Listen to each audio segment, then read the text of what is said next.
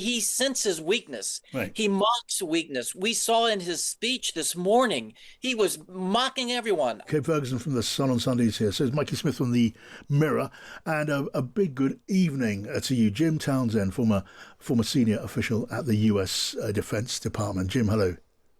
It's great to be here. Thanks. Always good to have you here. A straightforward question, first of all, Jim. We're all keen to talk to you.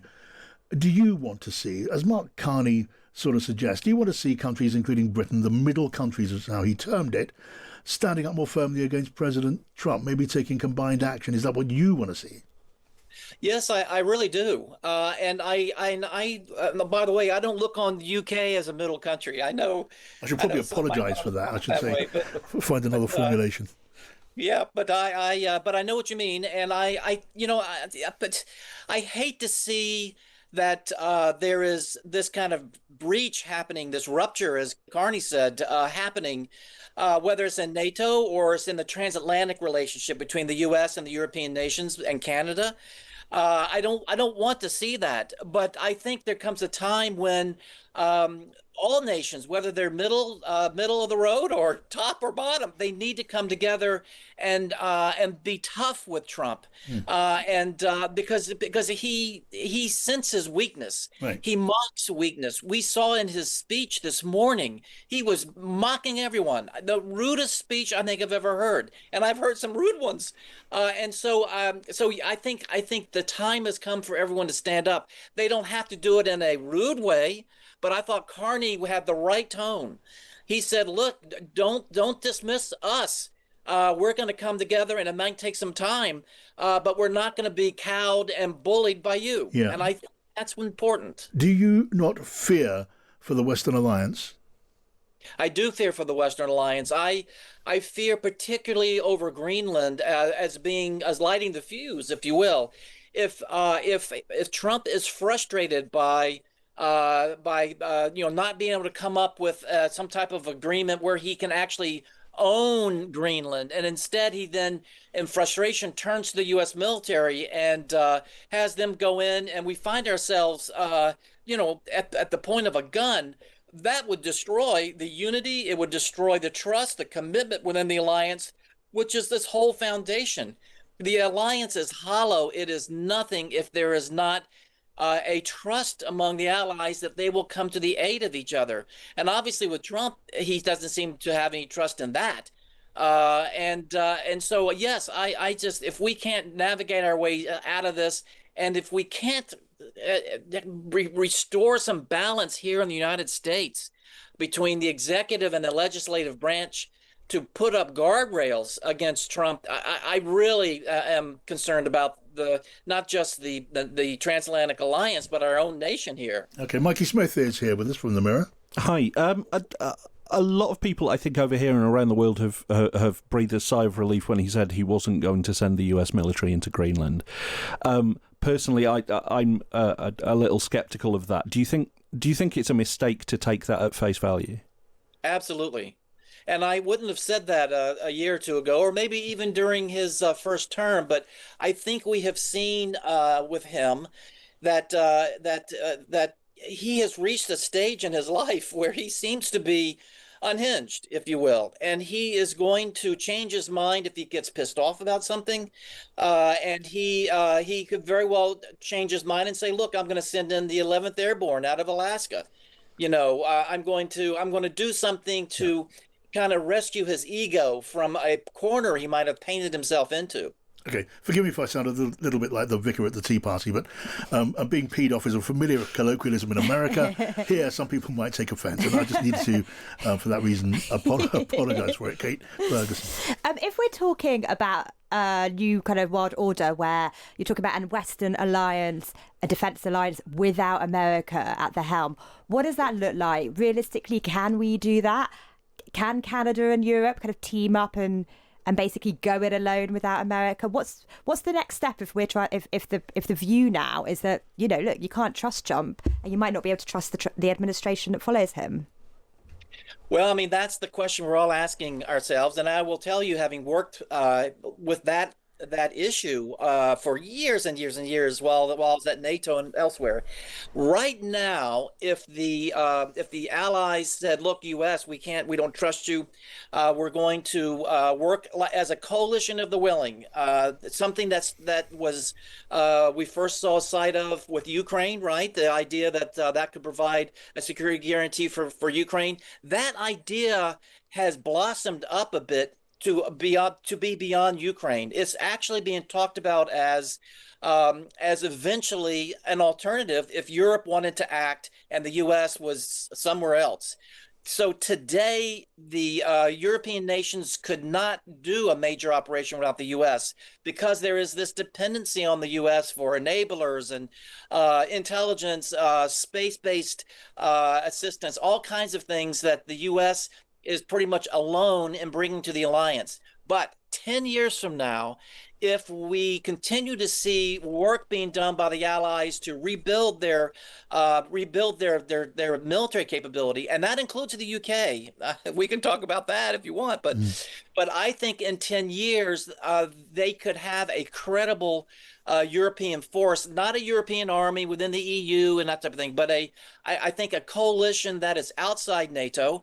It would probably use NATO interoperability and habits of cooperation that have been born out of NATO, because these will be NATO allies who are used to working with each other. But I think that could happen over the next 10 years. Yeah. There could be a credible coalition that could work. Yeah, well, the leaders like Macron have been arguing for that for years, Right. and Germany are now more sympathetic to the idea of a distinct European identity, distinct from NATO. I just want to wind back a second, Jim, because, I mean, forgive me, I'm a little bit slow to this party, and I still find it impossible to imagine such a thing as an armed invasion of Greenland by US forces. When you say you don't close that option off in your mind, tell me what you mean, because America and American forces, the US Navy, with any number of US Marines aboard the warships and any number of planes aboard the aircraft carriers, they could park off Nook at Greenland tomorrow, and they could disembark tens of thousands of troops. And we're not talking about D-Day here. We're not talking about storming the beach under fire. We're talking about just parking and getting off and walking around. What do you mean by a military invasion?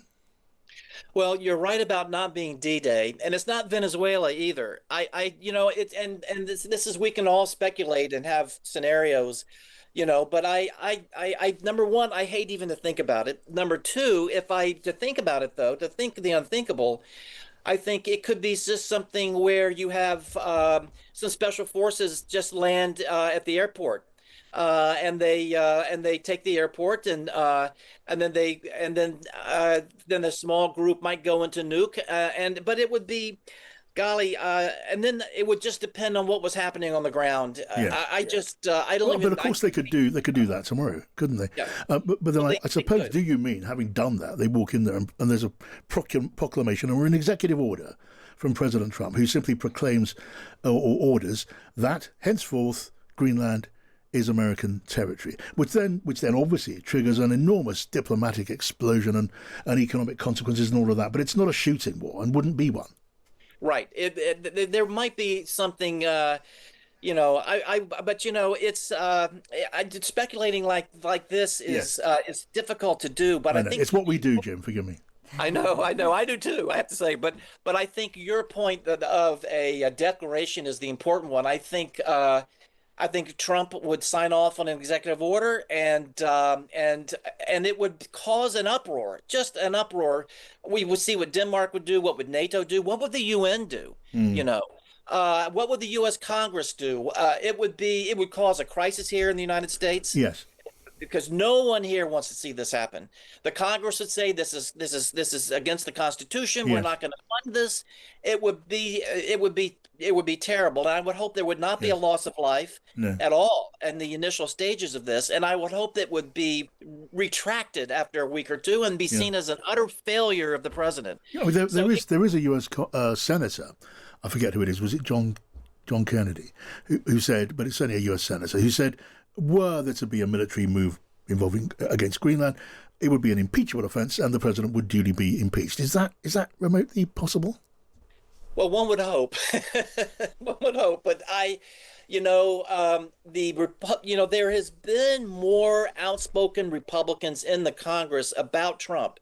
Not a big groundswell, but you're starting to hear some of the Republicans go public with things that they've been saying only in private. Yes, And so there is a potential that something like this could trigger a lot more than that. yes, But we have seen in the past, during his first term, we're impeaching him, given that the Republicans right now control the Congress. yes. I don't see it happening because No. at the end of the day, these politicians go after what will get them Yes, reelected. yes. And so I think they would default to what's good for them. I mean, we are sort of drifting into Netflix territory, which is something we are, as I say, quite prone to do on this show. I mean, I suppose much more realistically, I mean, to the extent that, just taking Greenland is realistic, there would be a very, very strong reaction from the European NATO allies, maybe Canada as well, and that would mean trade retaliation, and that would mean a trade war, and that would have an effect on the markets, and that would really, really put the wind up, to use a British expression, so many legislators on both sides of the aisle. Yeah. That's exactly sorry. right. Oh, You no, go ahead. please. Sorry. No, but I wanted to just say that you talked about the markets. I think it was yesterday the stock market just tanked based on the Greenlandic rhetoric. So if he were to do that, I think the market would really Yeah. would it'd be a long drop, of the market on that day. I But think on please the go Dow, it was the worst day since October, but still not an entire, apocalypse. And we are looking and wondering and fearing the idea of a real apocalypse on the markets. And for America, the bond markets, and that's an enormously powerful deterrence to sort of radical action that upsets the order. Kate. Yeah, I mean, obviously, if we got into any tariff war with America, I mean, he's threatened us with 25% tariffs. 25% tariffs is billions of our economy. Our economy's sluggish. I know 0.3% beat forecasts, but it's almost stagnant. So you're talking about recession watch straight away. But if they actually went after Greenland in an aggressive way, it's hard to see anything else. But so that just adds this whole other dimension, right? You have a international defence, NATO, Western Alliance dilemma, but you also just have a kind of real economic crisis potentially. Yes. You're talking about stocks tanking in the US, but again, our economy is so linked now that has reverberations for our whole country. I'm going to go back to the Netflix for a second and talk about the idea of impeachment, because be careful what you wish for. Even if the Democrats and others will manage to push through an impeachment and convict in the House and the Senate, then who do you get? J.D. Vance as president, which probably wouldn't make a marked difference. There's been some talk in the States of impeaching both of them at the same time. The problem with that is, because of the weird line of succession that the US has, the person you get next is Mike Johnson, who is visiting the UK the other day and is just as much of a Trump ally. Okay. Right. What were you thinking, Jim? Well, that's definitely a Netflix moment of a nightmare. But you're absolutely right, and people have talked about that here. Do you do just one, or do you do two? When the midterms come in the fall, and if the Democrats take the House, I've heard the first thing they're going to do is articles of impeachment. And of course, they did that in the first term, and the Senate turned them down. So this Netflix moment is not far away. Yeah, our listener, Robert Brasted, is keen to join the conversation. He sent in a voice note. Let's have a listen to what Robert thinks. I absolutely cannot understand how someone so ignorant, absolutely ignorant, could reach a position as he has. I'm 88. I remember you could get a birthday present. It was a little suitcase that consisted of a doctor's outfit. I expect he got one which was a dictator's outfit with medals. And an alternative does spring to mind, that is to the extraordinary situation we have currently, and that is to going in for jousting, knock each other off, and the ones that reach the top, very good. Robert, thank you so much for your contribution. Jim, jousting instead of all this transatlantic grief, just to settle disputes. It seems to commend itself to me, Jim. Well, it does, but I think you're going to have to line up. There's going to be a lot of people wanting to get on that horse. But I like the idea of the dictator's suitcase. There's a bunch of suitcases that could be sent to Trump that he might be able to wear, and dictator certainly is one of them.